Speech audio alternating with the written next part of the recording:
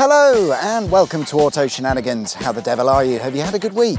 My name is John. Thank you very much for joining me for another exciting Great British Road Journey.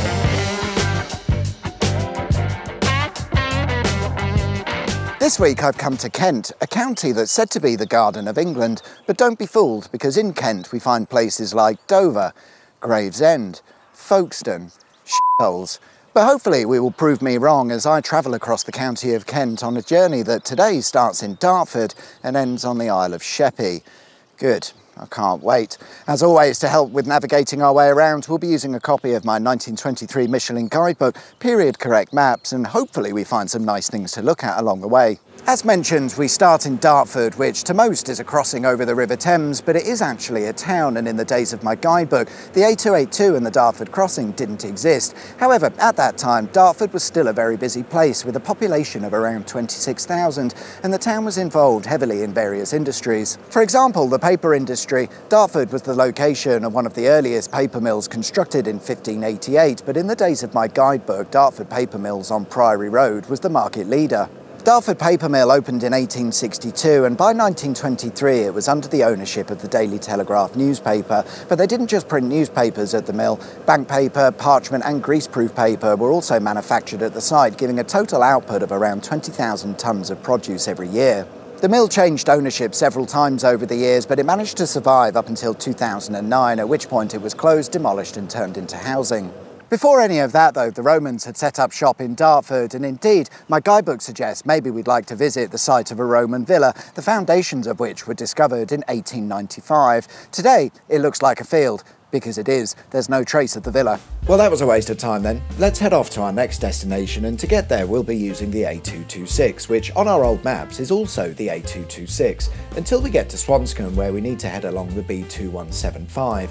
This used to be the A226 until a new road was built that would take on that number, but whatever, it doesn't really matter. This road still follows the original route, so we're all good.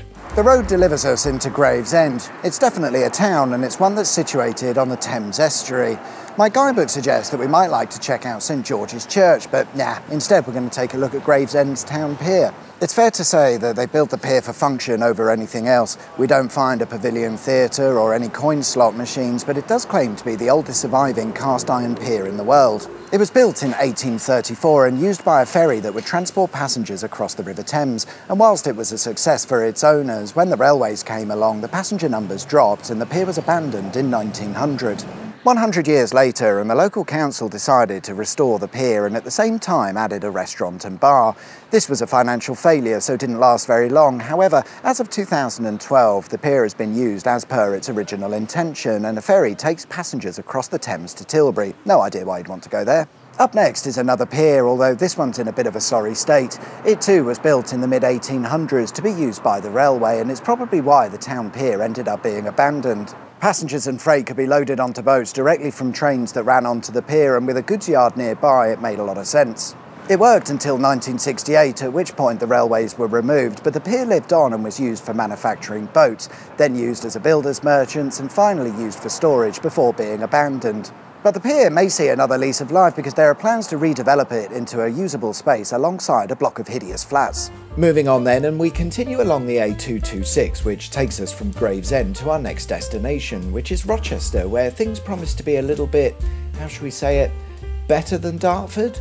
So far so good. I'm in a place that my guidebook refers to as the Vines Recreation Ground. It's a Grade 2 listed park. Or field. It must be a nice place if they're grade listing their parks, but I cannot work out why. Sure, it's old, but that's about it.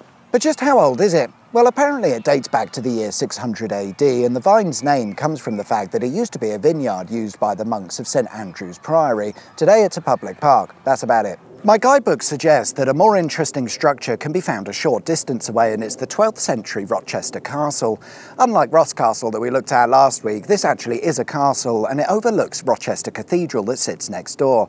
The cathedral is also known as St Andrew's Priory. That's right, the one with the monks and the vineyard, and like the vineyard, the cathedral dates back to around 600 AD.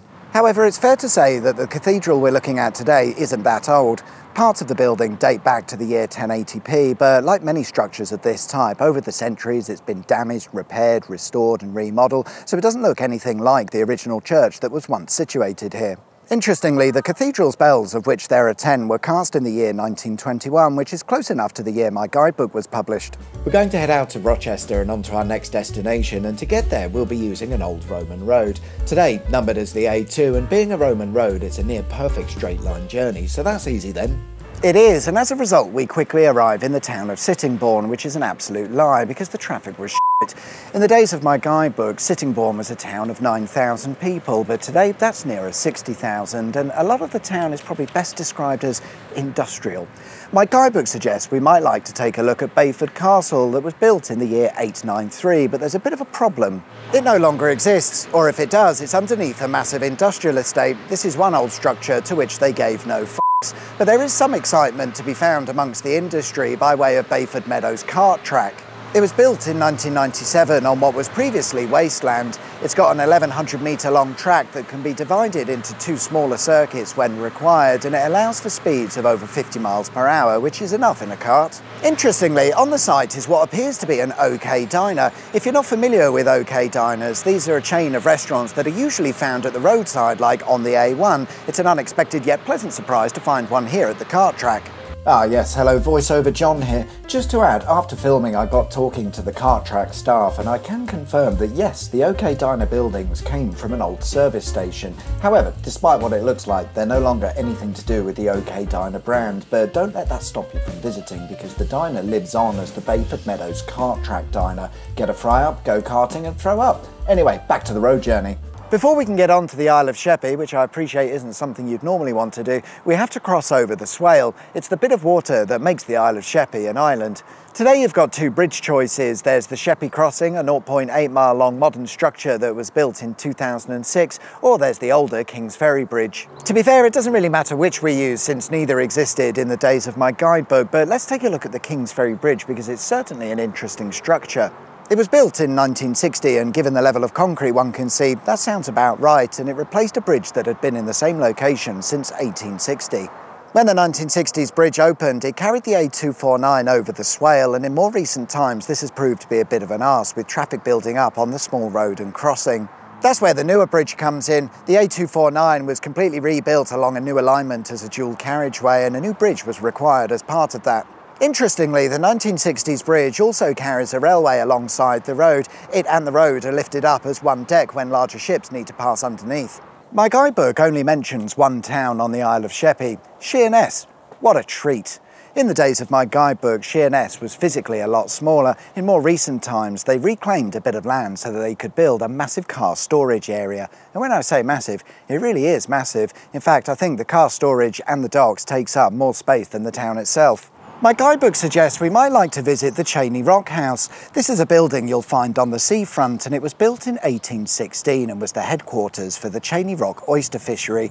This is an organisation that had been trading since the 1600s and were considered one of the largest and most successful oyster fisheries in the world. But what is this Cheyne Rock? Well, it is actually a thing, and we can see it marked on our old maps. It's not really that exciting, and it's not a rock. It's a sandbank and name given to a particular area. The oyster fishery was named after it, hence Cheyne Rock House. Along the coastline of Sheerness is an interesting set of buildings that over the years has mainly been used as a naval defence site, and it was a rather important one too. The Isle of Sheppey and Sheerness is situated on the mouth of the River Thames, which goes directly into London, and if you are an undesirable, London may be a target of choice for you and your army, so defences were set up here at Sheerness that interestingly date back as far as the 1600s. What we see today are more modern structures built sometime around the late 1800s, which were then later modified to suit various requirements, usually the installation of a massive gun or some sort of artillery, which turned out to be rather useful during the first and second small disagreements. For some reason, an attempt was made to disguise just one of the structures as a residential property by fitting it with a slate roof, fake windows and a fake chimney stack, although to be fair it must have worked because we won. And there we are then guys, that's all we've got time for this week. Thanks very much for watching, I hope you liked the video.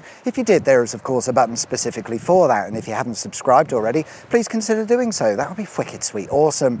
Enjoy the rest of your week, whatever it is you get up to. My name's John, you've been watching Auto Shenanigans, and I'll see you guys next time for another exciting Great British Road Journey. Until then, take care, bye bye.